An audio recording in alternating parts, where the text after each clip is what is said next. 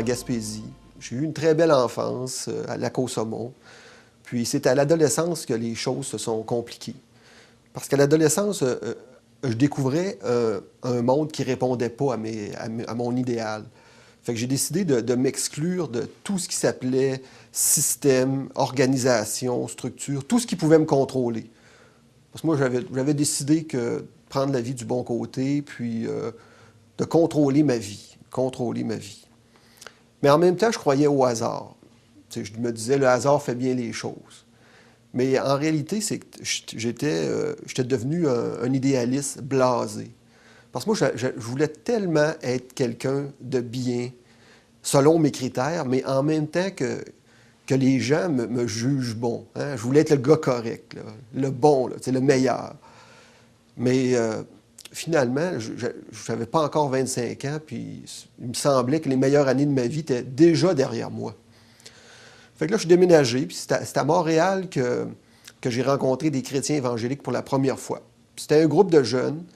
Ils lisaient la Bible, ils essayaient de la vivre, puis en mettant leur confiance en Jésus-Christ. Puis dans ce groupe-là, il y avait Denis Bouchard. Denis Bouchard, moi, je l'avais connu à Rimouski, puis on était devenus de très bons amis. Moi, avec Denis, je me sentais libre de parler de n'importe quel sujet. Puis comme moi, bien, il s'intéressait aux questions existentielles. Ça fait que, bon, j'allais à des activités avec le groupe, je lisais ma Bible, mais j'allais jamais aux réunions du dimanche matin. Parce que moi, j'avais peur des sectes. Puis la dernière chose que je voulais, c'était m'embarquer dans une secte. Ça fait que j'avais repris le travail, puis j'étais retourné à l'école, puis à 27 ans, bien, je terminais mes études universitaires en comptabilité. Je continuais de voir Denis, de voir les autres chrétiens. Puis là, il y a quelque chose qui m'a touché vraiment, c'était l'amitié qui me témoignait.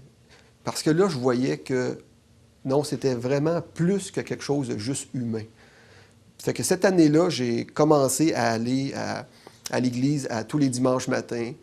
Je me suis converti, je me suis fait baptiser. Bon, qu'est-ce que la conversion? C'est quoi, c'est la conversion? Ben moi, il y avait plusieurs comportements que j'avais qui auraient dû être comme l'expression de ma liberté puis de mes droits, bien, ça ne me rendait pas heureux. Il restait comme un vide dans ma vie. Puis, ben, me convertir, c'était tout simplement de dire à Dieu que je marchais dans le mensonge, puis que je le regrettais vraiment, puis que j'avais besoin de son pardon, puis que j'acceptais de lui céder le contrôle de ma vie. Parce que pendant des années, j'avais prétendu contrôler ma vie, mais ça, c'était faux. Parce que je pouvais constater que tous les efforts que je faisais, c'était vain. Mais c'était très difficile d'abandonner ce besoin de cette recherche là, de compétition, d'approbation. C'était difficile de laisser ce fardeau-là au pied de la croix de Jésus. Puis, OK, j'acceptais Jésus comme mon sauveur personnel, comme le Seigneur de ma vie. Mais ça voulait dire non seulement admettre mes torts, mais c'était aussi admettre que j'étais perdu spirituellement. Parce que j'avais pris conscience d'un combat spirituel. Puis moi, je ne pouvais pas rester neutre dans ce combat-là. D'un côté, il y avait Dieu, qui était le créateur de l'homme, qui voulait qu'on soit des créatures épanouies, qu'on soit heureux, qu'on ait sa paix. Mais d'un autre côté, il y avait un ennemi qui travaillait sans relâche, puis son but, c'était de nous amener avec lui dans la perdition éternelle. Ça fait que là, j'ai été libéré de ce besoin-là de me trouver bon, d'être jugé bon par les autres, parce que ma valeur, c'est en Dieu que je la trouvais. Puis ma valeur, bien, c'était qu'il avait accepté de donner son Fils en sacrifice pour mon salut. Puis dans la Bible, bien, je trouvais vraiment le guide par excellence pour ma conduite. Je le trouvais dans ce temps-là, puis je le trouve encore plus aujourd'hui. Bon, ma famille, j'ai 11 frères et sœurs, ils ont vu qu'il y avait quelque chose qui se passait dans ma vie. Ils ont accepté mon choix, mais ils avaient été habitués à beaucoup de choses non conventionnelles de ma part. Mais on a encore des bonnes discussions sur le sujet, là, avec plusieurs d'entre eux.